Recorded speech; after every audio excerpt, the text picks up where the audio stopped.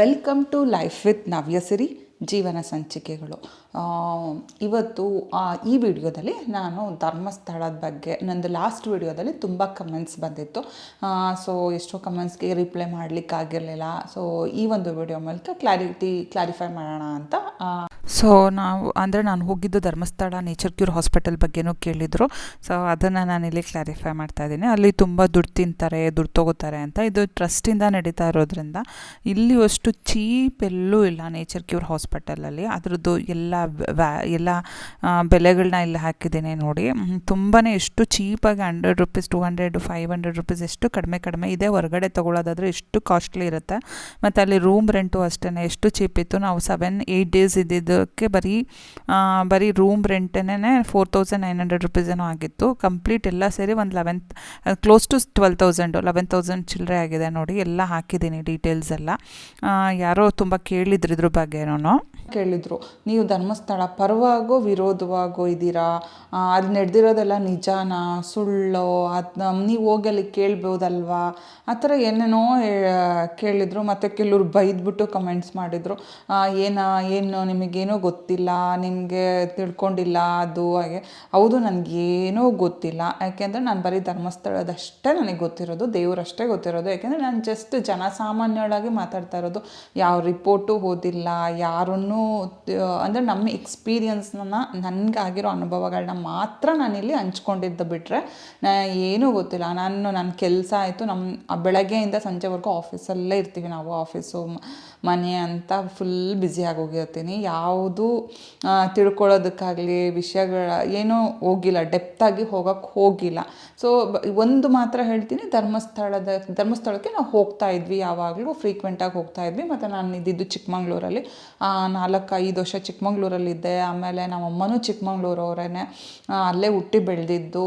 ನಾನು ಹಾಸ್ಟೆಲಲ್ಲಿ ಇದ್ಬಿಟ್ಟು ಇಂಜಿನಿಯರಿಂಗ್ ಕಾಲೇಜಲ್ಲಿ AIT engineering ಕಾಲೇಜಲ್ಲಿ ಓದ್ಬಿಟ್ಟು ಬಂದಿದ್ದು. ಓದಬೇಕಾದ್ರಂತೂ ತಿಂಗಳ ಧರ್ಮಸ್ಥಳಕ್ಕೆ ಹೋಗ್ತಾ ಇದ್ವಿ. ಸೊ ಇಷ್ಟು ಫ್ರೀಕ್ವೆಂಟಾಗಿ ಹೋಗಿ ಬರೋ ಪ್ಲೇಸ್ ಆಗಿರೋದ್ರಿಂದ ಅಟ್ಲೀಸ್ಟ್ ಒಂದು ಸತಿನಾದರೂ ನಮಗೂಗಳಿಗೆ ಆ ಥರ ಏನಾದರೂ ಒಂದು ಬ್ಯಾಡ್ ಎಕ್ಸ್ಪೀರಿಯನ್ಸ್ ಅನುಭವ ಅಂತ ಆಗಿರಲೇಬೇಕಿತ್ತಲ್ಲ. ಸೊ ಯಾವುದೂ ಆಗಿಲ್ದಲೇ ಇರೋದ್ರಿಂದ ಈ ಥರ ಒಂದು ನೆಗೆಟಿವ್ ಮಾತುಗಳು ಕೇಳಿ ಬಂದಾಗ, ಹೌದು ನಿಜನಾ, ನಮಗೇನೆ ಮೋಸ ಮಾಡ್ತಾ ಇದೆಯಾ, ಮೋಸ ಮಾಡ್ತಾ ನಮಗೆ ಗೊತ್ತಿದ್ದಂಗೆ ಈ ಥರ ಎಲ್ಲ ಆಗ್ತಾ ಇತ್ತಾ. ಅಂದರೆ ಈ ಥರ ಎಲ್ಲ ಆಗಬೇಕಾದ್ರೆ ನಮ್ಗೆ ಅಟ್ಲೀಸ್ಟ್ ಒಂದು ಎಕ್ಸ್ಪೀರಿಯನ್ಸ್ ಯಾರಾದರೂ ಹೇಳ್ಬೇಕಿತ್ತಲ್ವಾ, ಯಾರೂ ಹೇಳಿಲ್ವಲ್ಲ.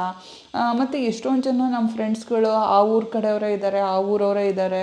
ಸೊ ಅವರಾದರೂ ಒಂದು ಮಾತು ಹೇಳ್ತಾ ಇದ್ರಲ್ಲ ಅಂತ ಆ ಥರ ಎಲ್ಲ ಡೌಟ್ ಬಂತು. ಅದಕ್ಕೆ ನನಗೆ ಗೊತ್ತಿರೋ ನನ್ನ ಎಕ್ಸ್ಪೀರಿಯೆನ್ಸು ಕಂಡ ಧರ್ಮಸ್ಥಳ ಅಂತ ಆ ವಿಡಿಯೋ ಮಾಡಿದ್ದು ಅಷ್ಟೇ ಬಿಟ್ಟರೆ ಬೇರೆ ಇನ್ನೇನೂ ಅಲ್ಲ. ಸೊ ಆ ವಿಡಿಯೋ ಮಾಡ್ಬೇಕಾದ್ರೆ ನಮಗೂ ಕೂಡ ಕ್ಲಾರಿಟಿ ಇರಲಿಲ್ಲ. ಏನಪ್ಪ ಅಂತಂದರೆ ಸಮೀರ್ ಮಾಡಿರೋ ಆ ವಿಡಿಯೋನ ನೋಡಿಬಿಟ್ಟು ಸೊ ಏನು ಇಷ್ಟೊಂದೆಲ್ಲ ಆಗಿದೆಯಲ್ಲ, ತುಂಬ ಕಾನ್ಫಿಡೆಂಟಾಗಿ ಕಣ್ಮುಂದೆ ನಡೆದಿರೋ ಥರ.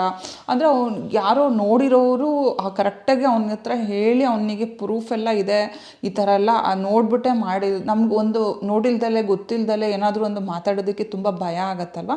ಸೊ ಆ ಒಂದು ಲೈಕ್ ಯಾವುದೇ ಒಂದು ಭಯ ಇಲ್ದಂಗೆ ಅಷ್ಟು ಧೈರ್ಯವಾಗಿ ಕಾನ್ಫಿಡೆಂಟಾಗಿ ಎಲ್ಲ ಹೇಳಿದ್ದನ್ನ ಕೇಳಿಬಿಟ್ಟು ನಿಜನೇ ಇರ್ಬೋದೇನೋ, ಹಿಂಗೆ ಆಗಿರ್ಬೋದೇನೋ ಅಂತ ನಾವು ಫುಲ್ ನಂಬಿಟ್ಟಿದ್ವಿ.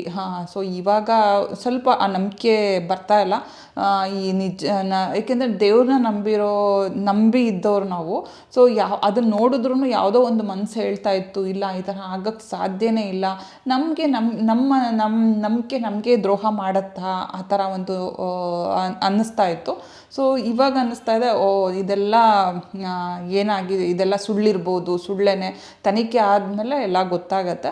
ಸೊ ಇವಾಗ ನಾನು ಅವಾಗ ಅರ್ಧಂಬರ್ಧ ಅವ್ರ ಮಾತು ಕೇಳಿದ್ರೆ ಅವ್ರದ್ದು ಕರೆಕ್ಟ್ ಅನ್ನಿಸ್ತಾ ಇತ್ತು, ಪರವಾಗಿರೋರ್ದು. ವಿರೋಧವಾಗಿರೋರ್ದು ನೋಡಿದ್ರೆ ಇವರು ಕರೆಕ್ಟ್ ಇರ್ಬೋದು ಅನ್ನಿಸ್ತಾ ಇತ್ತು.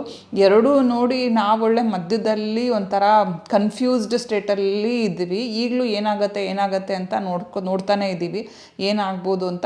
ಯಾವಾಗಲೂ ದೇವರಲ್ಲಿ ಬೇಡ್ಕೊಳ್ಳೋದೇನಪ್ಪ ಅಂತಂದರೆ ಏನೂ ಆಗಿರಬಾರ್ದಪ್ಪ, ಅದೆಲ್ಲ ಸುಳ್ಳು ಅಂತ ಆಗ್ಬಿಡ್ಲಿ ಅನ್ನೋದೇ. ಯಾಕೆಂದರೆ ನಾವು ಧರ್ಮಸ್ಥಳದವ್ರು ಆಗಿರೋದ್ರಿಂದ ಧರ್ಮಸ್ಥಳನ ನಂಬಿರೋದ್ರಿಂದ ದೇವ್ರ ಇದರಲ್ಲಿ ಏನು ಆ ಥರ ಏನೂ ಆಗಿರಲ್ಲ, ಆಗೋದೂ ಇಲ್ಲ ಮುಂದೇನೂ.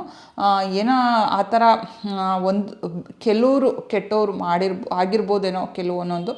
ಸೌಜನ್ಯ ವಿಷಯಕ್ಕೆ ಮಾತ್ರ ಅದಂತೂ ಬೇಜಾರಿದ್ದೇ ಇದೆ. ಅದು ಗೊತ್ತಾಗತ್ತೆ ಯಾರು ಮುಂದೆ ಏನಾಗಿದೆ ಏನು ಅಂತ. ತನಿಖೆ ಮೂಲಕ ತನಿಖೆ ಆಗ್ತಾ ಇದೆ. ಸೊ ಗೊತ್ತಿಲ್ದೆಲ್ಲ ಏನು ಮಾತಾಡೋದಕ್ಕಾಗಲ್ಲ.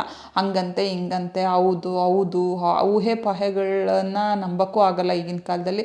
ನಾವು ಅಂದ್ಕೊಳ್ಳೋದೊಂದು ಆಗೋದೊಂದು ಆಗಿರುತ್ತೆ.